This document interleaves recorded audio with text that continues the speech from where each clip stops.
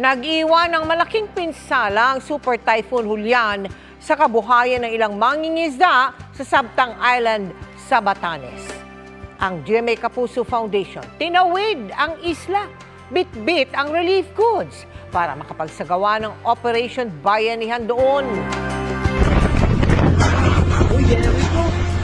Dahil sa malikot na galaw ng Super Typhoon Julian, napuruhan ang probinsya ng Batanes na isinailalim sa state of calamity. Isa riyan ang Sabtang Island na binaha, partikular ang barangay Sumnanga o mas kilalang Fisherman's Village. Yung creek malaki pero yung bukana niya is maliit. Kaya pag once may naputol na kahoy, nakabalandra, magiging sanhi na ng baha. Malaki po ang damage nila doon, kaya kailangan nila ng agarang tulong po. Maging ang kanilang mga water sources ay may sira rin. Problemado tuloy ang mga mangingisda rito kung paano makakapamalaot muli. Nasa 40 bangka kasi roon ang nasira at 6 naman ang tuluyan nang nawala.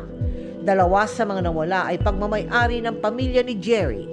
Tanging makina na lang daw ng bangka ang natagpuan nila. Naiyak na lang nang makita mo na yung 2 bangka mo na nawala. Back to zero ngayon.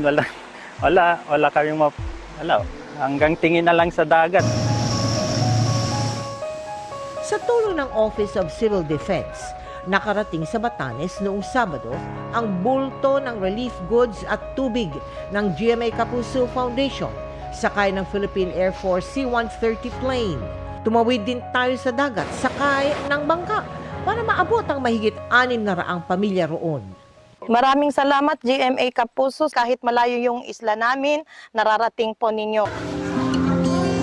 Tuloy-tuloy pa rin po ang isinasagawang Operation Bayanihan ng GMA Kapuso Foundation para sa mga nasalanta ng Super Typhoon Julian sa Batanes. Sa mga nais tumulong, bisitahin lamang ang GMA Kapuso Foundation website na www.gmanetwork.com/kapusofoundation/donate.